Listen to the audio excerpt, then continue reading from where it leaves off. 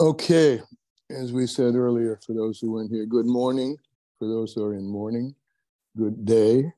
For those who are in day, and happy good evening for anyone who's in the evening. So, 24 Sivan. Okay,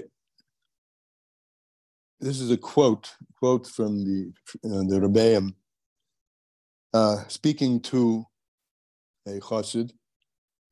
The Rebbe says, you ask, how can you be bound? The word in Hebrew is makusha, literally tied to me. How can you be tied to me when I do not know you personally? Right? Well, this question is very relevant today. I mean, most of us, all of us are living without the physical presence of our Rebbe, and yet we are able to be makusha, tied to him. How so? So the answer is here. The true bond is created by studying Torah.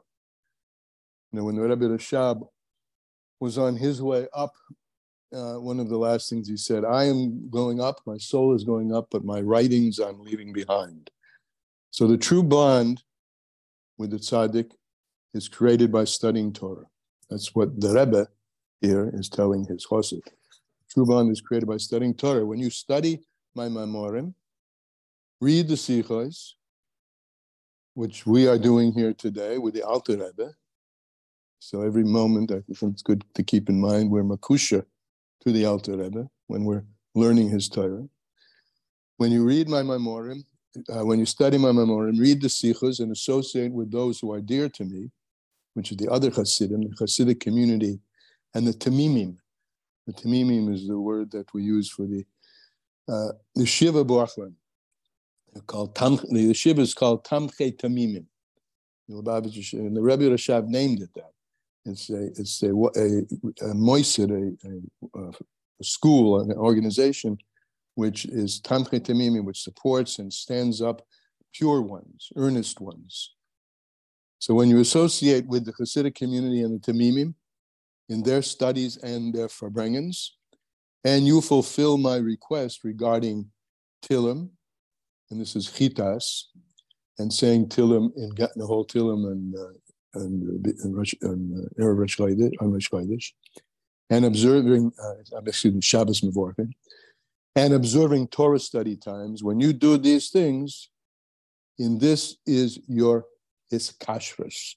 This is the way in which you are tied to the Rebbe. Today's Hayom Yom. Hiskashrus. So today we'll speak about hiskashrus with Hashem. Lessons in Tanya, page 929, toward the bottom. And Likutei Amorim, Tanya. Really, the bottom line on page 166. Okay. So we've been talking about the level of Hashem, about which we say things like, Ein od milvado, there is nothing besides him, even though we know that and live with things which have a reality that appears at least to be other than Hashem. We spoke about in the Zohar, lines of the Zohar, that he is the only one in all dimensions. It's only he who exists. He's miyuchad zina lezina. That was the language of the Zohar. He's united with all sides and all surfaces, so to speak. And there's no, also we'll quote another one, Vales kirva bedalid yisoidin, and the four elements, fire, earth, air, and water. The only reason they can interoperate together is because there's the unifying principle, the unifying force of Hashem in it. So all that, as the Rebbe is going to tell us, describes what we're now going to call explicitly soyvayv kol almin. God, as he soyvayv, the literal meaning encompasses, soyvayv means around, like a ball, a circle. And he's going to distinguish on this page today the difference between soyvayv kol almin, encompassing all reality, and mimale kol almin, filling all reality. Okay, the bottom line, meaning the bottom line on the page. What I've said till now, just now, this is also the Alter Rebbe tells us what we mean and what the Kabbalah means by the expression that Hashem is soyvayv kol almin. We'll touch it literally, surrounds all worlds. Pirush. The meaning of this, derek mashal, is we can understand by way of a metaphor. Now on the top of the page, Pei Dalin. When a person contemplates something, devar chochma b'sichle, a concept in his mind, oy davar gashmi, or a physical thing b'machshavtoi. So I think we should just do that for a moment and sort of just posture ourselves here. He says, when you contemplate a devar chochma in your mind, we're now going to contemplate a piece of wisdom, a piece of an intellectual fragment, so to speak, in our mind, which is soyvayv kol almin. So think about that. Or if you open your eyes and look at something in front of you and say, okay, I'm thinking about that now. So if you would just do that for a second, like think about, close your eyes for a second and just listen to the words I'm saying, you're contemplating those words, and contemplate what we've just said for a second. We'll just say it over again, contemplate it. That soyvayv kol almin is with the words encompassing or surrounding all worlds. And then open your eyes and look at something on the table and see how your thought relates to the thing external to you. So when you do either of those two things, so azai, then, sichle umachshavtai, your mind wrapping itself around, as we say in English, right? Wrapping yourself around the idea, or your thought, focusing your thought on the external thing. So when you're doing that, metaphorically, your intellect and your thought, makifim alador, are encompassing the thing, surrounding the thing. Dover hahu, that thing, hametzoye b'mashavte, which you're imagining, or not imagining, but forming in your thought or in your intellect, or sichle. However, ein makifim al hadover hahu mamish b'poel mamish. Take look at something on the table or wherever you are in front of you. Your mind is, your thoughts are, it's enveloped in your thought, but your thought isn't really grasping it. It isn't physically touching it. It isn't involved in it, b'poel mamish, in actuality, in the sense that your thought is now there on that thing, or closely, physically encompassing that thing. No. Okay, but Aval HaKodesh Baruch Hu, the Holy One, blessed be He, because Sib Boy, about whom it is written in Yeshayahu, it says, Kilei mashabaisai mashabaisechem. It says, my thoughts are not your thoughts, and my ways are not your ways. So he thinks, but not like we think. And the salient difference is that when he thinks, his thought is actually encompassing and penetrating the thing that he's contemplating, because if he weren't, that thing couldn't exist. Back to yesterday. This level of God's interaction with reality is the level that's mechaya umehave, brings it into life and keeps it in continual existence. It's actually there. So the word soyvayv needs to be understood not as circling from above, but encompassing in the sense of penetrating every pore of all reality, because there is no reality without the effusion of the soyvayv kol almin, which creates the reality, mahava it, and gives it life. So HaKadosh Baruch Hu, kilei machshav b'sei machshav b'seichem, his thoughts are not like our thoughts. Machshavti b'yidiyosai sheyadei kol nivroim, because his thought and his knowledge, his knowing of all creatures, Makefes kol hanivra v'nivra b'poel mamash, encompasses each and every created being mamash, in b'poel mamash, in actual reality. Shadihi he chiyusi b'hishavuso. And here he says, because this, or of soyvayv, is that thing's chiyusoy, is life, b'hishavusoy, and its being, me'ayin liyesh, from nothing to something, b'poel mamash. Mimale kol alman. Okay, that's okay. Stop. That's soyvayv kol alman. So, unlike, I'm going to take a little opportunity. Do we get that? Do we get that? Do we have questions on that? Is it clear? Soyvayv kol alman.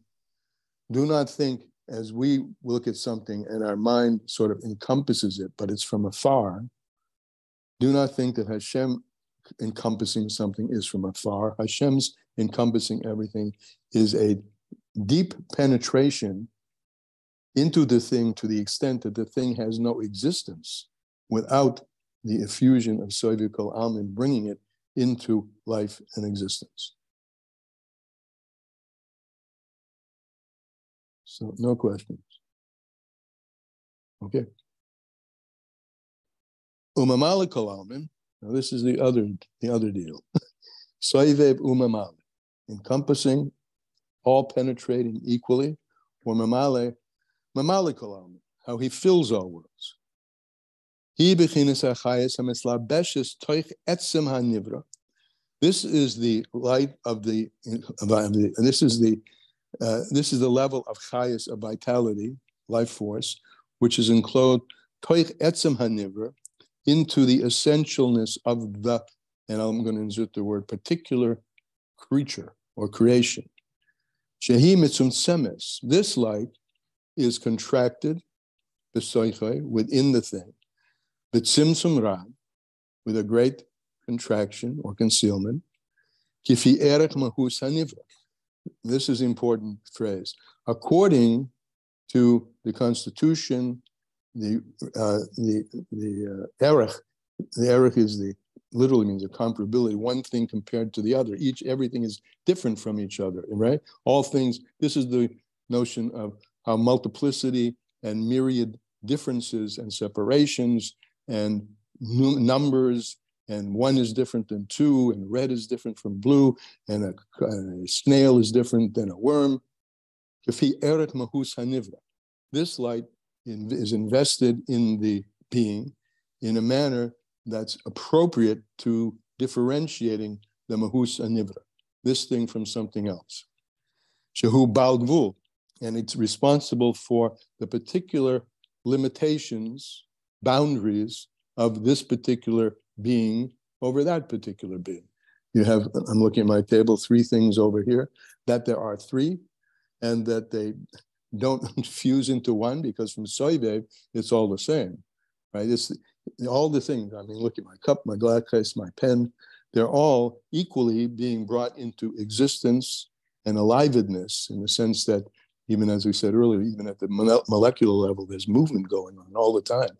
There's pulsation and highest going on, even in the world of, whether when you look at things either from the perspective of particles or as waves, there's always some resonance frequency going on. That's the highest, the underlying highest of everything. And the being of everything. They're equal in that respect, in that cup, glass case, and pen all are resonating with frequencies, but they're resonating with different frequency. That they're all resonating with frequency and with life, and life force is a function of soyvayv. That's the equality of everything that exists. That they're resonating on different frequencies is a function of mimale, or as he says here, kifi erech mahus nivra, according to the quality of that particular created thing. Shehu bal gvul, and each of these, my pen, my cup, and my glass case, are limited, conscripted in space. And they're limited. Both in quantity and in quality, right? This pen is a different quantity than this, and a totally different quality, right? You would not mistake this glass case for a pen. Totally different. This means they're distinct in terms of their particular mila, literally means their elevation, but it means their quality and their value. That's why we used the word erech before. Erech also means a value. There's a whole masechta in Gemara called Masechtas Erechim, about how you evaluate one thing over another. Again, implying the notion of differences and separation. Kigayin, and he gives an example. Kigayin Hashemesh. Let's take the sun.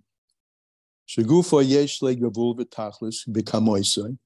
The body of the sun is limited. It's bounded in terms of its quantity. It has a certain dimension. Shehu kameh kuf samech zalad pamim samech zayin pa'amim kagoydel kader ha'oretz. It's approximately 167 times the size of the greatness of the earth. And according to modern science, the sun is 109 times larger than the earth. Okay. But in his time, or either Al-Pi Kabbalah, I'm not sure which, maybe someone else knows, is this a approximation or is this something that's been makubal, which I would rather think that, but I'm not sure, that it's 167 times. But it really doesn't matter from our perspective today. It's just that there is a finite and measurable distance and difference in size. The size of the sun is much larger than the size of the earth. That's in kamos, that's in quantity. And also, be'ichusoi, umalosoi, its quality, its mila, the virtue that it has over their different qualities entirely. So the sun, its mila, its particular virtue, its particular quality, hu oire, is that it's a light giver. It gives light. Gamkim sheresh legavul, but this light also is limited in that ad kama yachol lahoya, how far it's able to broadcast, how far it's able to illuminate. This is all mimale kolam, right? Unlike soyvayv, which is everywhere the same, penetrating everything, same meaning, bringing everything into life and into existence. Mimale is the one which differentiates. So the light of the sun's quantity is a certain quantity and not some other quantity, and its light is limited in how tama yochel lahoya, how far it can be illuminate. Kilo yor lebilti tachlis, it doesn't illuminate without end. Malcha shehu nivra, because it's a creature, a creation. Creation by any creation by definition, is defined by a particular quantity and quality. And he says, all created things, every single created thing have a boundedness, a limitation, and an end, and conscripted, we would say. Because the Gemara says in Chagiga that there's a distance, a finite and measurable distance from planet Earth to the first level of Rakia. What Rakia is variously understood. It could simply mean the heavens, in other words, but where in the heavens, right? Once you leave the earth, are you in the heavens? No, you're in the heavens when you're looking at the sky. And when you're looking at the sky, you're looking at the stars. But okay, but it's not clear. He's not pointing which level of, when you look at the sky, you're seeing quite an expanse, even with the naked eye, of planets and stars, all at different levels. But that whole realm we'll call Shemayim. There's another understanding, which is not so relevant here, where Shemayim is really, Eretz is earth, and Shemayim is the beginning of spirit, where Ruchniya starts. But that's not so measurable. So I'm open to hearing a lot of different understandings about the different, when we say heaven to Rakia, what that Rakia actually means. But for the moment, and until we have a conversation where maybe somebody can contribute something else, we'll just call it the distance from on the ground into space, somewhere in space. But there's a measure, that's the point. There's a measure from the earth to space. And the measurement is Tuf Kov Shona. Tuf Kov is 600 years.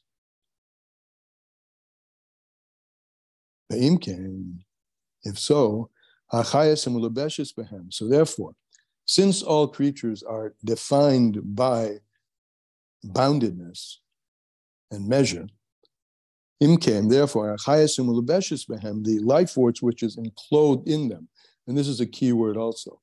Most of the time, in Chassidus, when you see the word enclosed, it's talking about mimale, how the light is filling that thing. That life and life force, it's a very big contractedness, right?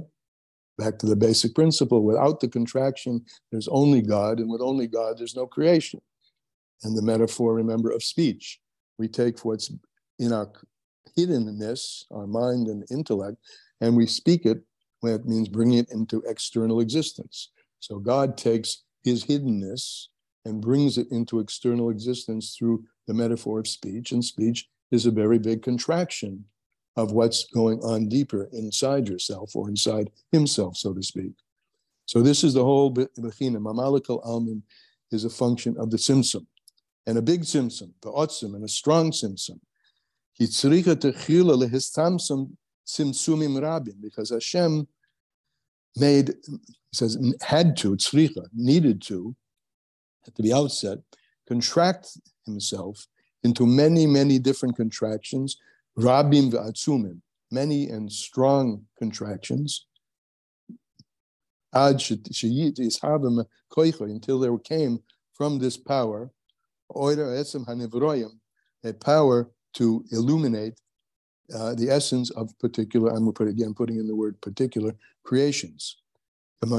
Creatures as they are today, creatures who are limited, balikvul, betachlis, and who have defined, who occupy defined space, or have a conscripted, is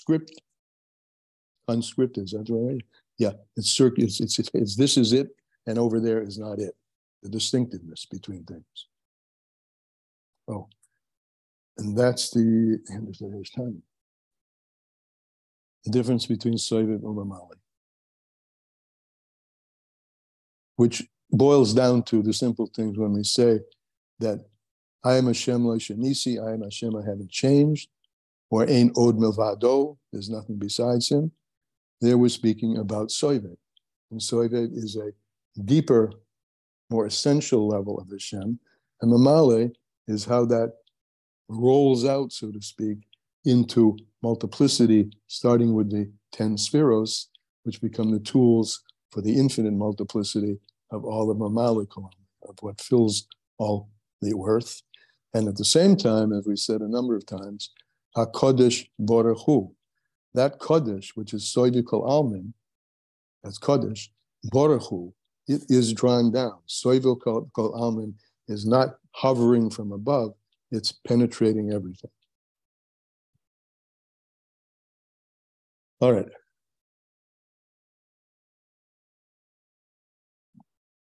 No questions? By the way, he'll say a couple page overs. Again, he'll once again iterate a couple pages over. That there's this, everything we're talking about here, there's no power in the mouth to adequately express it.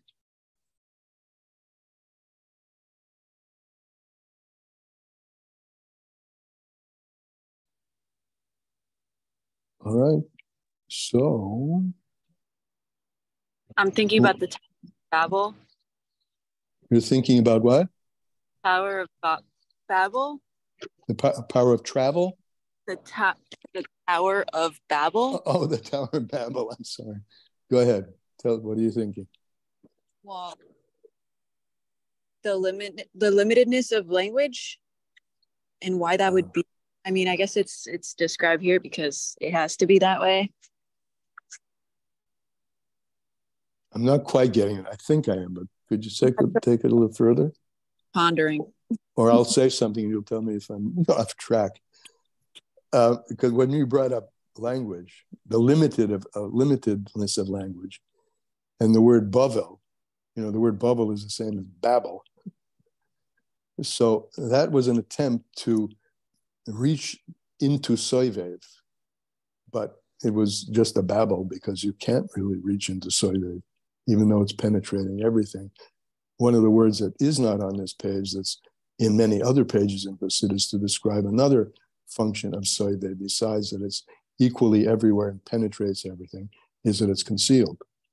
Mimale is a function of the or gilui, the revealed light, and soyvayv is a function of the hidden light. But I don't know if that's where you were going at all. That's very interesting. That's way further than I would have gotten. Thank you. Okay. But it is interesting, isn't it? Bubble and babble. That's what happened. Everything became confused. All the languages became confused when they tried to reach into Atzmas. Everything just fell apart.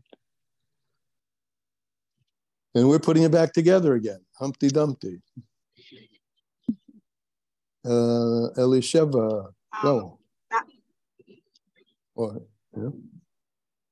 So I had a uvechein when you were reading it, that we say that when we think our minds don't physically touch the object on the table, but with Hashem it's not the same way. When Hashem thinks, He physically encompasses us and everything found on this earth. And it made me think that when we interact with other human beings, we should be aware that we are interacting with basically God. So that would help us be respectful and all that stuff. I like that. And one on the other side, when we're interacting with every fellow being, realize that you're touching them. You know, we say it when the other person feels something, say, oh, that really touched me. Right? Now, it didn't with a physical touch, but it did really touch you emotionally. There was something really happened there. So similarly, God's aura soyvayv is really in touch with everything. Yeah. Wow, I get that. Wow. Yeah. The other thing that I wanted to say was in Lessons in Tanya, in the app that I'm reading, there's a note from the Rebbe about the sun, because it mentions how far distant the sun is. Yeah. The Rebbe is all about astronomy. And he says that the Rambam says about 170 times, and in another place he says 170 times, and the calculations are like 110 times. And that he said that it's possible that the sun contracted, or not possible, but he's saying that it seems like the sun contracted. That's interesting. Could that be like related to Geula and how the sun is becoming the same size as the moon? Oh, that's quite an extrapolation. I don't know. I'm happy to hear that though, because then there's no problem between the 167 times and the current measure of 109 times that the sun shrank. Your metaphor, I don't know. The sun is coming down to us and shrinking to become our size. I don't know. Anyway, something to think about. Good. Anybody else? Avram? Yes, yeah. Go ahead. Okay, this is Rivka. Sorry, I'm driving, so I can't do all the buttons. At the end where he says, and we can't understand this anyways, it's sort of well, that's a couple pages over, but go ahead. Yeah, all right. But what I've been thinking about, and I've been hesitating to raise it, but maybe this is the time, maybe not, but we say Hashem doesn't change, right? There's no change in Hashem, but we do talk about the ratzon that arose in Hashem. So, and we talk about lifnei hasimtzum, and so that just brings back to, well, these are things we cannot understand, but I think there has to be some recognition that something did motivate Hashem to create a world, if you could say that.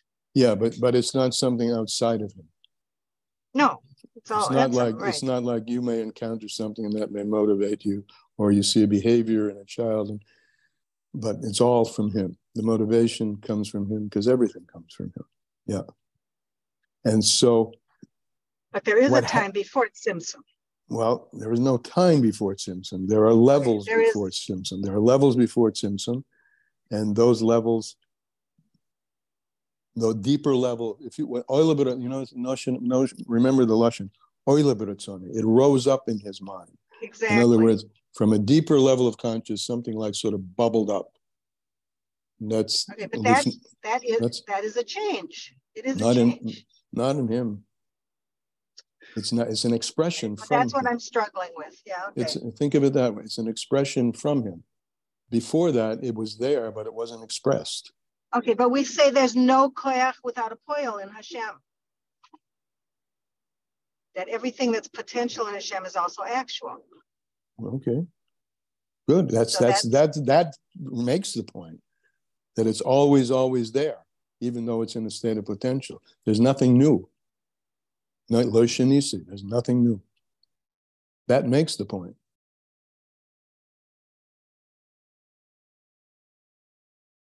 Okay?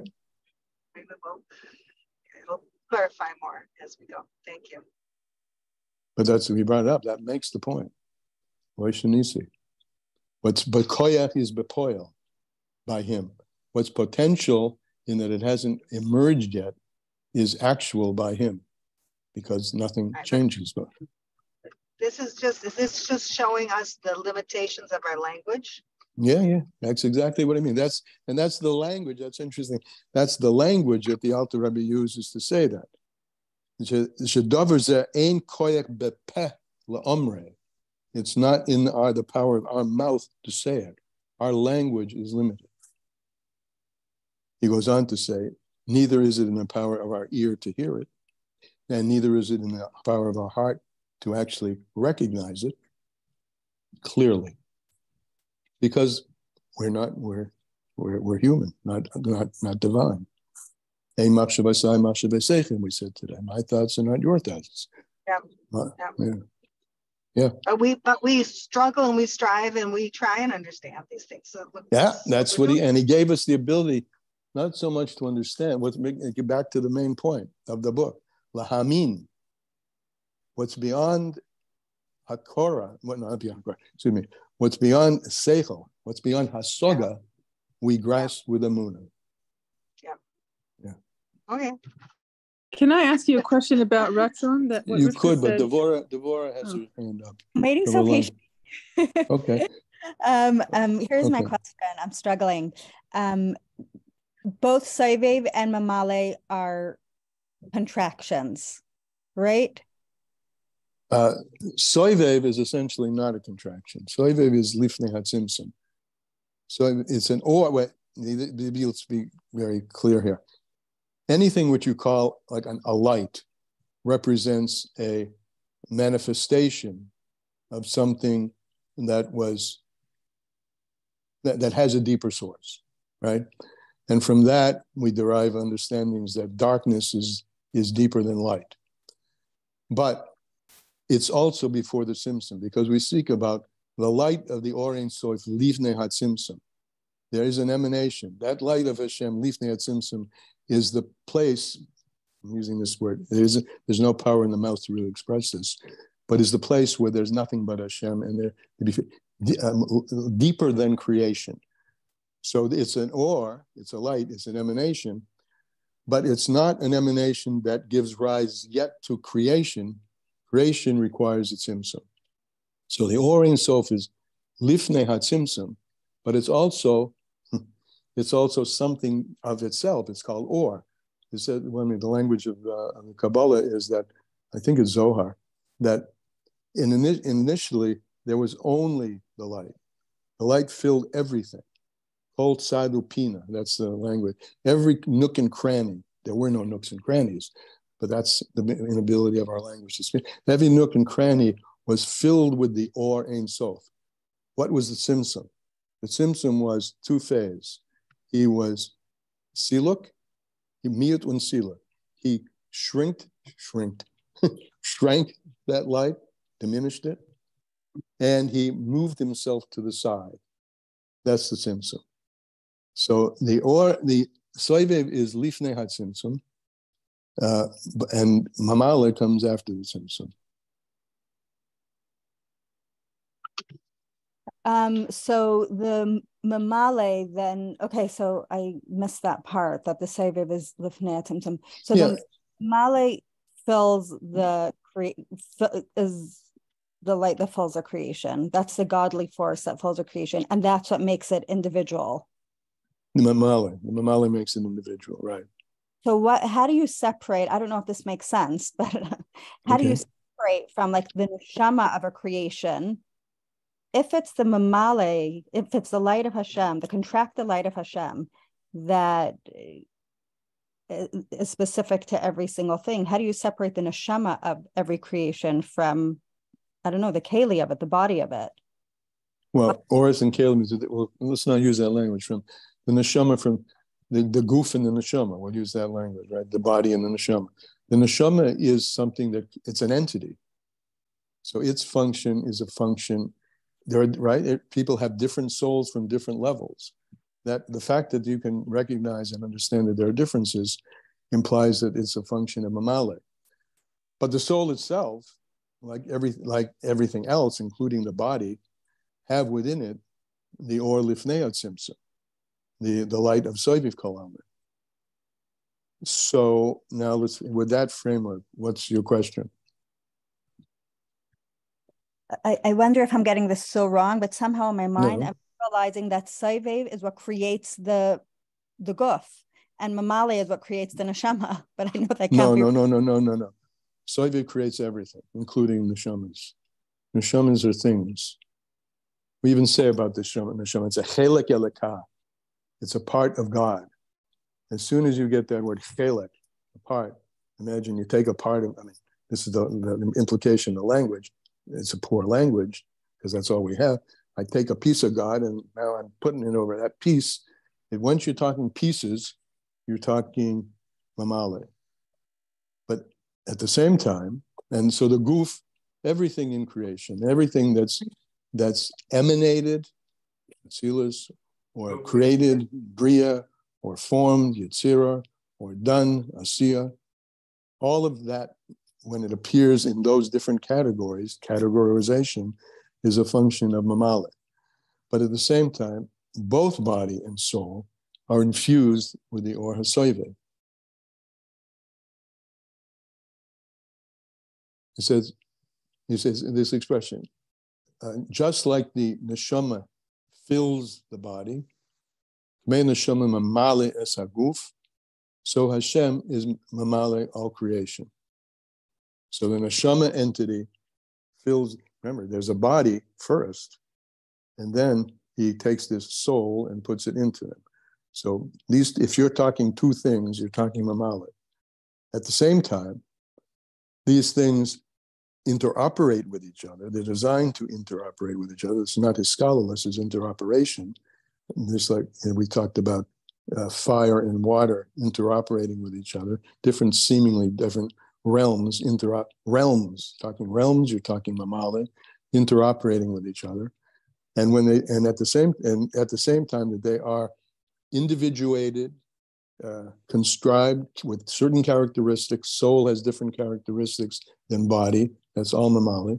At the same time, and they're designed to come together, at the same time, both of them are equally a product of soyvayv kol almin, because there's no being is havas of anything, and there's no life of anything without the or hasoyvayv. I don't know if that clarifies or not. Does it? Yeah, thank you. It does? I don't know. I have to think about it, but thank you. Okay, look, maybe, not maybe, it's a fact that these questions remain. They kind of you get a moment of clarity, then obfuscation, and then clarity, but it's more like a spiral. It gets deeper and deeper. So don't be surprised if the question is still a question, and bring it back again, and we'll see it. One of the ways I like to think about Hasidus, I don't know if it says this, but maybe it does say this, is like cutting facets in a jewel, meaning that here's the Torah, it's this jewel that Hashem has given us. But for us to see it, really get what it is, it's a diamond in the rough, in my mind. until I cut a certain facet in it. Then I get a little bit of it. And then another, and I get a little bit of it. And the more I cut these facets, the more the whole thing starts to emerge as a much more beautiful thing. And Rabbi Akiva is noted as saying that the Torah is like water dropping on a stone, right? Over millennia, we don't have millennia, but over time, it gets and changes us. But it does take time. And as we said, since it's not in the power of the mouth to express it clearly, it takes different facets, and then the clarity begins to emerge. And I'm sorry if I haven't been able to, make it 100% clear at the moment, but don't worry about it. Thank you. All right. Well, we have gone quite over time, my time, and probably everybody else's time. So carry the aura. Know that everything that we do today is empowered by the aura soyvayv, which is, in all practical terms, coming from God Himself. And we'll see you tomorrow. Thank you.